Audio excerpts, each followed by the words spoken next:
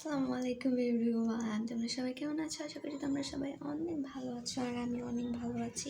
আর আজকে আমাদের বাসায় বানানো হচ্ছে চিতই পিঠা। আজকে অনেক মজা হবে, তো আজকের ব্লগটা এটা নিয়েই। চলো তোমাদের দেখাই পিঠা বানানো। এই যে এইখানে ডিম দিয়ে চিতই পিঠা বানানো হচ্ছে। শুধু শুধু চিতই পিঠা খাইতে কেমন লাগে, সেই জন্য গুড় নিয়েছি। গুড় দিয়ে খাইতে আরও বেশি মজা। এরপর খাবো ডিম দিয়ে চিতই পিঠা। কারা কারা ডিম দিয়ে চিতই পিঠা খাইতে ভালোবাসে সেটা অবশ্যই কমেন্ট করে জানাও। আমার জন্য এই চিতই পিঠাটা বানানো হচ্ছে। এর ভিতরে ডিম দেওয়া হয়েছে, বাট ডিমের কুসুমটা আমি একটু ফাটায় নিব। একটা চিতই পিঠা আম্মু বানাই দিছে, এখন এটা আমি মজা করে খাচ্ছি।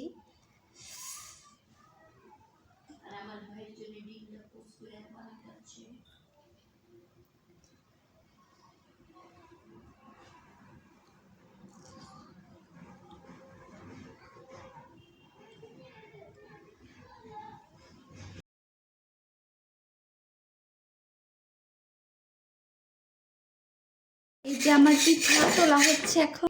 এই যে দেখো ডিমের পিঠা কিভাবে ধোয়া বের হচ্ছে।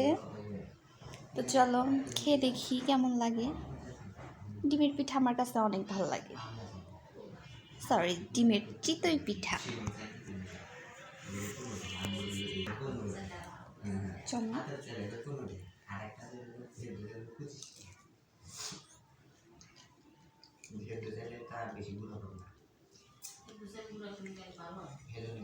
তো তোমরা কারা কারা ডিমের চিতই পিঠা খাইতে ভালোবাসো সেটা অবশ্যই কমেন্ট করে জানাও।